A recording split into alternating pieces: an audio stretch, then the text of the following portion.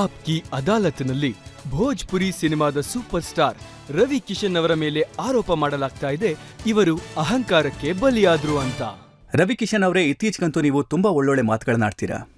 ಆದ್ರೆ ಒಂದ್ ಕಾಲದಲ್ಲಿ ಜನ ನಿಮ್ ಬಗ್ಗೆ ಮಾತಾಡ್ತಾ ಇದ್ರು, ಪೂಜಾರಿಯ ಸಂಸ್ಕಾರಿ ಮಗ ಅಹಂಕಾರಿ ಆಗೋದ ಅಂತ.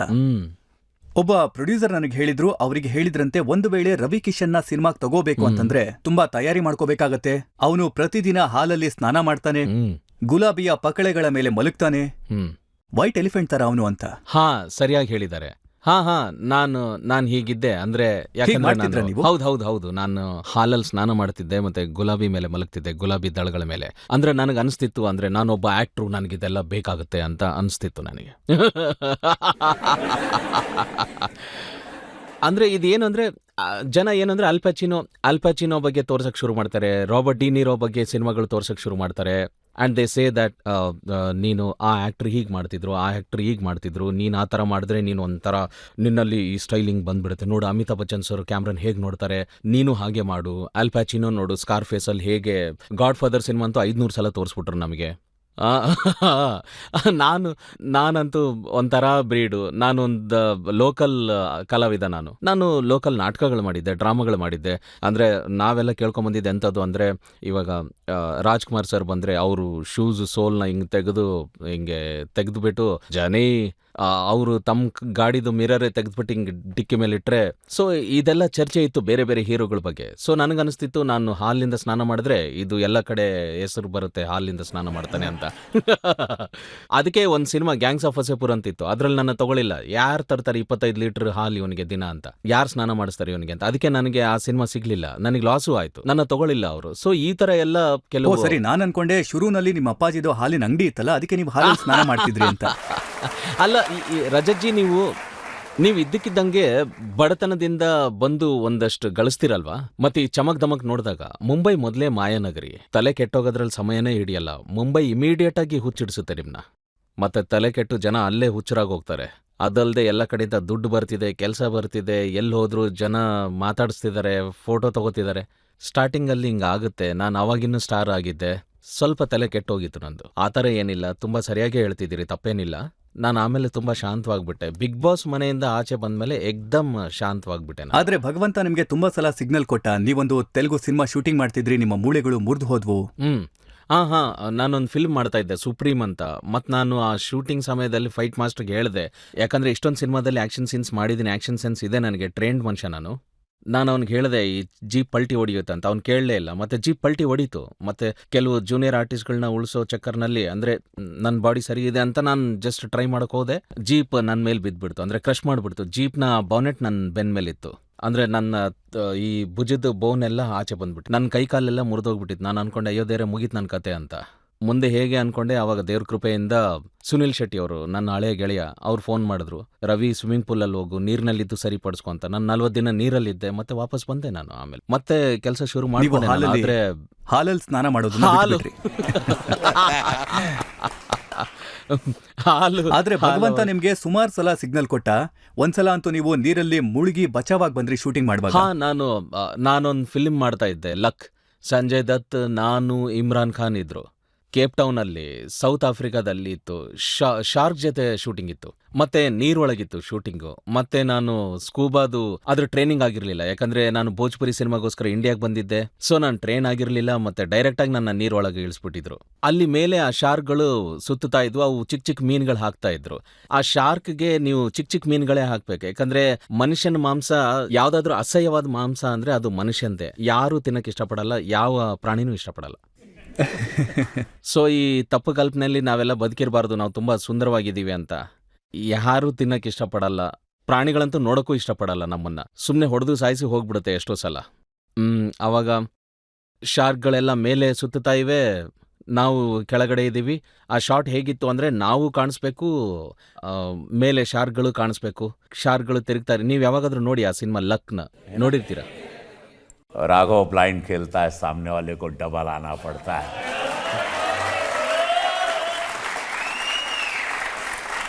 क्योंकि रेस में तो टट्टू दौड़ते हैं, राघव तो शेर है. ಸೊ ಅವತ್ತೇನಾಯ್ತು ಅಂದ್ರೆ, ನಾನು ಇನ್ನೇನು ಮುಳುಗೋಗ್ತಿದ್ದೆ. I was not trained to inhale properly and survive inside. So ನಾನು ಆ ಮಾಸ್ಕ್ನ ಕಿತ್ತಿ ಬಿಸಾಕಿ ಮೇಲೆ ಬರೋದಕ್ಕೆ ಕಾಲ್ನ ಹೊಡಿತಾ ಇದ್ದೀನಿ ನೀರಲ್ಲಿ. ಒಂದು 10-20 ಫೀಟ್ ಒಳಗಡೆ ಇದ್ವಿ ನಾವು ನೀರೊಳಗಡೆ. ಆವತ್ತು ಹೇಗೂ ಬದುಕೊಂಡ್ಬಿಟ್ಟೆ. I almost died. ನಾನು ಉಳ್ಕೊಂಡೆ. ಈ ಥರ ದೇವ್ರು ತುಂಬ ಸಲ ಕಾಪಾಡಿದಾರೆ ನನ್ನ. ಒಂದ್ಸರಿ ನಾವು ಭೋಜ್ಪುರಿ ಫಿಲ್ಮ್ ಶೂಟಿಂಗ್ ಮಾಡ್ತಾ ಇದ್ವಿ. ಆ ಫೈಟ್ ಮಾಸ್ಟರ್ ಸ್ವಲ್ಪ ವೀಕ್ ಇರೋ ಕೇಬಲ್ನ ತಂದುಬಿಟ್ಟಿದ್ರು. ಬೆಟ್ಟದಿಂದ ಕೆಳಗಡೆ ಇಳಿಬೇಕು, ಫೈರ್ ಮಾಡಬೇಕು, ಠಾಪ್ ಠಾಪ್ ಠಾಪ್ ಅಂತ. ಆ ಕೇಬಲ್ ಇಟ್ಕೊಂಡೆ ಕೆಳಗಡೆ ಹೋಗ್ಬೇಕು. ಅಲ್ಲಿ ಗೊತ್ತಾಯ್ತು ಈ ಸಿನಿಮಾದ ಬಜೆಟ್ ಇಲ್ಲ ಒಳ್ಳೆ ಕೇಬಲ್ ತರೋದಕ್ಕೆ, ಎಲ್ಲ ಚೀಪ್ ಕೇಬಲ್ನೇ ತರಿಸ್ಬಿಟ್ಟಿದ್ರು, ನನ್ನ ಸಿಗಾಕಿದ್ರು ಅದಕ್ಕೆ ಅಂತ. ಅದರಲ್ಲಿ ಒಂದು ಕೇಬಲ್ ಕಟ್ಟಾಗೋಯ್ತು, ಒಂದು ತಲೆ ಕಲ್ಲಲ್ಲೇ ಹೋಗಿ ಸಿಗಾಕೊಂಡ್ಬಿಡ್ತು ನಂದು. ಈ ಥರ ತುಂಬ ನಾನಿವತ್ತು ಈ ಥರ ಬದುಕಿ ಇಲ್ಲಿ ಕೂತಿದ್ದೀನಿ ಅಂದರೆ ಮಹಾದೇವನ ಕೃಪೆನೆ. ಇಲ್ಲಾಂದ್ರೆ ನಾನು ಯಾವಾಗೂ ರಾಮ್ ನಾಮ್ ಸತ್ಯ ಆಗೋಗ್ತಿದ್ದೆ. ಆದ್ರೆ ಇಷ್ಟೆಲ್ಲ ನಕರ ಮಾಡ್ತಾ ಇದ್ದಂತ ಒಬ್ಬ ಸ್ಟಾರ್ ಏನಿದಾನೆ, ಅಕ್ಷಯ್ ಕುಮಾರ್ ಜೊತೆ ಫಿರ್ ಹೇರಾ ಫೇರಿಲಿ ತೊದ್ಲಾ ಹೇಗಾಗ್ಬಿಟ್ಟ? बीतलात दे नहीं तो थूक डालेगा.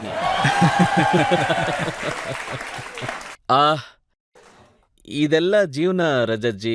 ಕೆಲವು ಆಗ್ಬಿಡ್ತವೆ, ಕೆಲವು ಗೆಳೆತನದಲ್ಲಿ ಮಾಡಬೇಕಾಗುತ್ತೆ, ಕೆಲವು ಅಸಹಾಯಕತೆಯಲ್ಲಿ ಮಾಡಬೇಕಾಗುತ್ತೆ. ಕೆಲವೊಂದ್ಸಲ ಏನಾಗುತ್ತೆ ಅಂದರೆ ಎಮೋಷ್ನಲಿ ಸಿಕ್ಕಾಕೊಂಡ್ಬಿಡ್ತೀವಿ.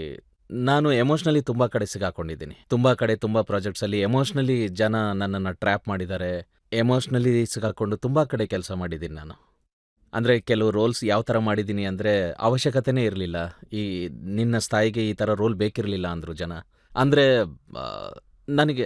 ನನಗೆ ಯಾರು ಗಾಡ್ ಫಾದರ್ ಇಲ್ವಲ್ಲ, ಏನಾದರೂ ಸಲಹೆ ಕೊಡೋದಕ್ಕೆ ಹೇಳೋದಕ್ಕೆ ಯಾರೂ ಇರಲಿಲ್ಲ, ಅಡ್ವೈಸ್ ಮಾಡೋರು ಇರಲಿಲ್ಲ. ಏನು ಬರ್ತಿತ್ತು ಮಾಡ್ತಾ ಹೋದೆ, ಏನು ಸಿಕ್ತಿತ್ತು ಮಾಡ್ತಿದ್ದೆ. ಬೆಗ್ಗರ್ಸ್ ಆರ್ ನಾಟ್ ಚೂಸರ್ಸ್ ಅಂತ ಒಂದು ಪ್ರಾವರ್ಬ್ ಇದೆ. ಆ ಮಾತಿಗೆ ನಾನು ಒಂದು ಉದಾಹರಣೆ ಅನ್ಬೋದು ನೀವು. ಈಗಂತೂ ಮನೋಜ್ ತಿವಾರಿನೂ ನಿಮ್ ಜೊತೆ ಮೆಂಬರ್ ಆಫ್ ಪಾರ್ಲಿಮೆಂಟ್ ಆಗಿದ್ದಾರೆ. ಒಂದೇ ಪಾರ್ಟಿನಲ್ಲಿದ್ದೀರಾ ನೀವಿಬ್ರು. ಆದ್ರೆ ಒಂದು ಕಾಲದಲ್ಲಿ ಅವ್ರ ಜೊತೆಗೂ ತುಂಬಾನೇ ರೈವಲ್ರಿ ಇತ್ತಲ್ಲ? ನಾವಿಬ್ರು 13 ವರ್ಷ ರೈವಲ್ಸ್ ಆಗಿದ್ವಿ, ಕಾಂಪಿಟೇಟರ್ಸ್ ಇದ್ವಿ ನಾವಿಬ್ರು. ಮತ್ತೆ ಅಂದ್ರೆ ನಾವಿಬ್ರು ಯಾವತ್ತೂ ಒಂದೇ ಸ್ಟೇಜ್ ಮೇಲೆ ಬರ್ತಾ ಇರ್ಲಿಲ್ಲ. ಅಂದ್ರೆ ನಾವು ಅವ್ರು ಆ ಕಡೆಯಿಂದ ಬರ್ತಿದ್ರು ಅಂತ ಗೊತ್ತಾದ್ರೆ ನಾವು ಈ ಕಡೆಯಿಂದ ಹೋಗ್ಬಿಡ್ತಿದ್ವಿ. ಆ ಥರ ಎಲ್ಲ ಆಗ್ತಿತ್ತು. ಅಂದ್ರೆ ಏನಾಗುತ್ತೆ ಅಂತಂದ್ರೆ ಸುತ್ತಲೂ ಜನ ಆ ಥರ ಇರ್ತಾರೆ. ಅವಾಗ ನೀವು ಸ್ಟಾರ್ ಆಗಿ ಬೆಳೆದಾಗ ವಿಚಿತ್ರ ಜನ ಇರ್ತಾರೆ. ನೀವು ಸ್ಟಾರ್ ಆಗಿ ಬೆಳೆದಾಗ ಕಿವಿ ತುಂಬಾ ಜನ ಇರ್ತಾರೆ. ಅವ್ರ ಕಿವಿ ತುಂಬಾ ಜನ ತುಂಬ್ತಾ ಇದ್ರು. ನಾನು ಒಬ್ನೇ ಓಡಾಡೋ ವ್ಯಕ್ತಿ. ಸೊ ಅವ್ರಿಗೆ ಆಗ ಅನಿಸ್ತಿತ್ತು. ನಾನು ಅವ್ರಿಗೆ ಅಂತಿದ್ದೆ, ನೋಡಪ್ಪ ನೀನು ಸಿಂಗರ್, ನಾನು ಟ್ರೈನ್ಡ್ ಆಕ್ಟರ್, ನಮ್ಮಿಬ್ರ ಮಧ್ಯೆ ಏನು, ಇಬ್ರು ಜೊತೆಗಿರೋಣ ಅಂತ. ನನಗವ್ರು ಹೇಳಿದ್ರು, ಒಂದು ಫಿಲ್ಮ್ ಅಲ್ಲಿ ಅವರು SP ಆಗಿದ್ರು, ಪೊಲೀಸ್ ಆಫೀಸರ್ ಆಗಿದ್ರು, ನೀವು ಕಳ್ಳ. ಮತ್ತೆ ನೀವ್ ಹೇಳಿದ್ರಂತೆ, ಇಲ್ಲ ಈ SP ನನಗೆ ಹೊಡಿಯಂಗಿಲ್ಲ, ನಾನೇ ಅವನಿಗೆ ಹೊಡಿತೀನಿ ಅಂತ. ಹೌದು, ನಾನು ಮರ್ತೋದೆ. ನಾನು ಅವ್ರನ್ನ ಫ್ಯಾನ್ಸ್ ರೂಪದಲ್ಲೇ ನೋಡ್ತಾ ಇದ್ದೆ. ಮತ್ತೆ ಫ್ಯಾನ್ಸ್ಗೂ ಇಷ್ಟ ಇರಲ್ಲ ನಾನು ಡೌನ್ ಆಗೋದು. ಅಂದ್ರೆ ತಮ್ಮ ಹೀರೋನ್ನ ಯಾರಾದ್ರೂ ಬೇರೆ ಹೀರೋ ಡಾಮಿನೇಟ್ ಮಾಡೋದು ಫ್ಯಾನ್ಸ್ಗೆ ಇಷ್ಟ ಆಗಲ್ಲ. ಸೌತಲ್ಲೂ ಇದೇ ತರ ಆಗುತ್ತೆ. ಎಲ್ಲ ಸ್ಟಾರ್ಸ್ಗೂ ಅವ್ರವ್ರದೇ ಫ್ಯಾನ್ ಬೇಸ್ ಇರುತ್ತೆ. ಸೊ ನನಗನ್ನಿಸ್ತು, ಇವ್ರು ಬಂದ್ರು ನಮ್ಮ ಊರಿಗೆ ನನ್ನ ಹಿಡಿಯೋದಕ್ಕೆ. ಅಲ್ಲಿಗೆ ಬಂದು ನನಗೇನಂದ್ರು ಅಂದ್ರೆ, ನಡೀರಿ. ನಾನಂದೆ, ಎಲ್ಲಿಗೆ? ಸೊ ನಾನಂದೆ, ಕೇಳು, ಇದು ನಮ್ಮೂರೈತಿ, ತಿಳಿತಿಲ್ಲೋ? ಇಲ್ಲಿ ಈ ಊರಲ್ಲಿ ಗಿಡದಿಂದ ಎಲೆ ಉದುರ್ಬೇಕಂದ್ರೆ ಬಂದು ಮೊದಲು ನಮ್ಮ ಬಾಗ್ಲಿ ಹೊಡಿತೈತಿ, ಆಮೇಲೆ ಕೇಳ್ತೈತಿ, ಅಣ್ಣ ಗಿಡದಿಂದ ಉದುರ್ಲಾ ಬೇಡ ಅಂತ. ಅಂದರೆ ಅದು ಗಿಡದಿಂದ ಉದುರೋ ಎಲೆನೂ ನಮ್ಮ ಮನೆಗೆ ಬಾಗ್ಲಿ ಬಡ್ದು ಕೇಳುತ್ತೆ, ನಾನು ಉದುರ್ಲಾ ಬೇಡ ಅಂತ. ಮತ್ತೆ ನಾನು ಆ ಥರ ಇಲ್ಲಿ ನೀನು ನನಗೆ ಬಂದು ಅರೆಸ್ಟ್ ಮಾಡೋಕ್ಕಾಗಲ್ಲ, ಇದು ನನ್ನೂರು ಅಂತ. ಸೊ ಅದು ಈಗೋ ಮ್ಯಾಟ್ರ್ ಆಗಿತ್ತು. ಆದರೆ ಇವತ್ತು ನಾವಿಬ್ಬರು ಒಳ್ಳೆ ಮಿತ್ರರಾಗಿದ್ದೀವಿ, ಪರಸ್ಪರ ಒಳ್ಳೆ ಗೌರವ ಇದೆ. ಆ್ಯಂಡ್ ಹಾಗೆ ದಿನೇಶ್ ಲಾಲ್ ಯಾದವ್ ಕೂಡ ಆಜಮ್ಗಢಿಂದ ಸಂಸದರಾಗಿದ್ದಾರೆ. So we are now friends. And ನಾವು ನಗ್ತೀವಿ ಅದನ್ನೆಲ್ಲ ನೆನೆಸ್ಕೊಂಡು. ಅವರಿಗೆ ನಂದು ಇದೆಲ್ಲ ಇಷ್ಟ ಆಗುತ್ತೆ. ಅವ್ರು ನನ್ನ ಅಣ್ಣ ಅಂತಾರೆ, ನನ್ನ ದೊಡ್ಡ ಅಣ್ಣ ಅಂತಾರೆ ಅವರು. ಜನತೆ ಯಾರಾದರೂ ಪ್ರಶ್ನೆ ಕೇಳೋದಕ್ಕೆ ಇಷ್ಟಪಡ್ತೀರಾ? Hello sir. ಹಲೋ ಸರ್, ಮೊದಲನೇದಾಗಿ ನೀವು ತುಂಬ ಕ್ಯೂಟ್ ಆಗಿದ್ದೀರಾ.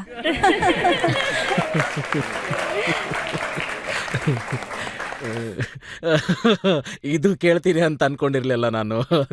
Thank you so much. Sir, ಒಂದು ಮೂವಿ ಇದೆ ದೇವದಾಸ್. ಅದರಲ್ಲಿ ಶಾರುಖ್ ಸರ್ ಒಂದು ಡೈಲಾಗ್ ಹೇಳಿದ್ರು, ಯಾವ ಮುಠಾಳ ಸಹಿಸ್ಕೊಳ್ಳೋಕೋಸ್ಕರ ಕುಡಿತಾನೆ. ಒಂದ್ ವೇಳೆ ಶಾರುಖ್ ಸರ್ ಜಾಗದಲ್ಲಿ ನೀವು ಆ ಡೈಲಾಗ್ನ ಭೋಜ್ಪುರಿಲಿ ಹೇಳ್ಬೇಕು ಅಂದ್ರೆ ಹೇಗೆ ಹೇಳ್ತೀರಾ?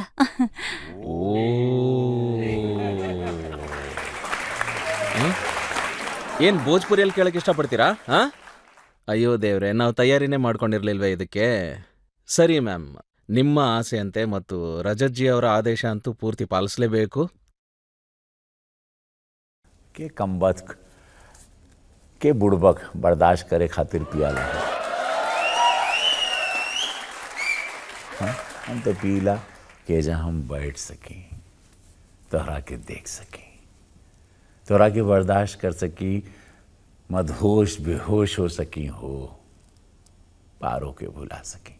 लेकिन पारो के एक याद भैया हो, हमारा होश के खोई नहीं खे देख ना ही चढ़ा लो कितनो पीला। बाबूजी हमरा से कहलन कि गांव छोड़ दा, सब कहलन कि पारो के छोड़ दा, पारो कहले शराब छोड़ दा, आज तू कहा ताड़ो कि हवेली छोड़ दा। एक दिन हो आई हो तो सब लोग कहिया कि दुनिया छोड़ दा।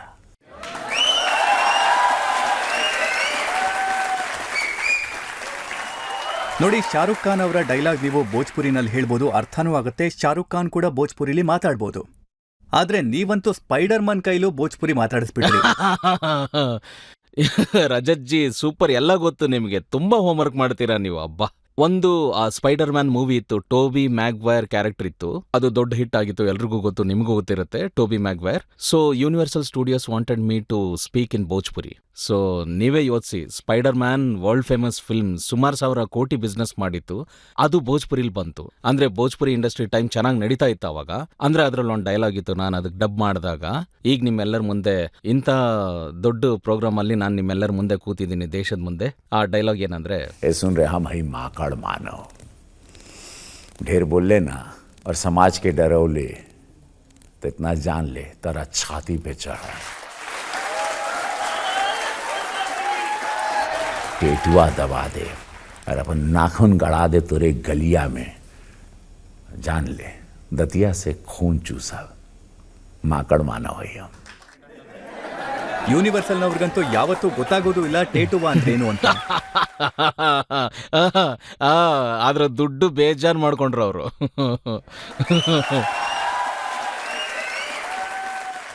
ಸರ್, ನೀವು ತಮಿಳ್ ಮತ್ತೆ ತೆಲುಗುನಲ್ಲಿ ಹಲವಾರು ಸಿನಿಮಾಗಳು ಮಾಡಿದ್ದೀರಾ. ಅದರಲ್ಲಿರೋ ಡೈಲಾಗ್ಸ್ನ ನೀವೇ ಹೇಳ್ತೀರಾ ಅಥವಾ ಡಬ್ಬಿಂಗ್ ಮಾಡೋದಾ ಸರ್?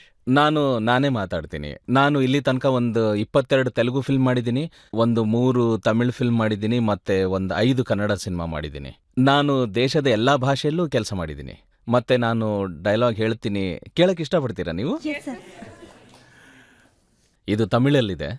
ಉಲ್ಗತ್ಲಾ ಎವಲ ಪುಣ್ಗ ಇರ್ಕಿತ್ತ, ಉಲ್ಗತ್ಲಾ ಎವಲ ಪುಣ್ಗ ಇರ್ಕಿತ್ತ, ಅದ್ಲಾಂ ಬಿಟ್ಟಿಟ್ಟು ಎನ್ನ ಒತ್ತು ವರಾದ ಪುಣ್ಕಾಗ ಆ ಲೈರೆ.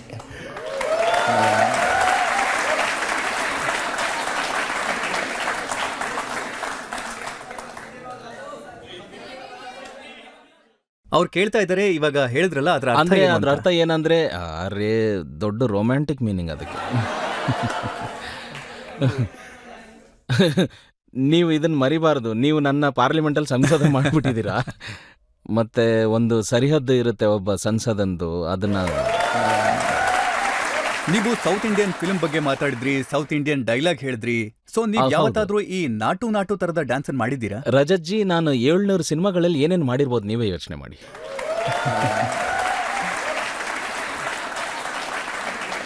ಇವತ್ತು ನಾವು ನಿಮ್ ಪಾಪ್ಯುಲರ್ ಸಾಂಗ್ಗೆ ನಿಮ್ ಡ್ಯಾನ್ಸ್ ನೋಡಕ್ ಇಷ್ಟಪಡ್ತೀವಿ. ವಾ ನಾನೇನು ಹೇಳ್ತೀನಿ ಅಂದರೆ, ನೀವು ಎಲ್ಲ ಹುಡುಗಿರು ಬರಬೇಕು, ಎಲ್ಲ ಗರ್ಲ್ಸ್ ಬಂದ್ಬಿಡ್ಬೇಕು. ರಜತ್ ಜಿ ಒಂದು ಜಾದುಗಾರ ಇದ್ದಂಗೆ, ಅವ್ರು ಏನು ಬೇಕಾದ್ರೂ ಮಾಡಿಸ್ಬಿಡ್ತಾರೆ. ನಾನು ಇವತ್ತು ನೋಡಿದೆ, ಅವರು ಶ್ರೀಕೃಷ್ಣನ್ ಥರ ಒಂದು ಚಿಕ್ಕ ಸ್ಮೈಲ್, ಅವ್ರದ್ದು ಒಂದು ಚಿಕ್ಕ ಸ್ಮೈಲ್ ಮಾಡಿಬಿಟ್ಟು ಅವರು ಆ ಮುದ್ದಾದ ಸ್ಮೈಲಲ್ಲಿ ಏನು ಬೇಕಾದ್ರೂ ಮಾಡಿಸ್ಕೊಂಡ್ಬಿಡ್ತಾರೆ ನಿಮ್ಮಲ್ಲಿ.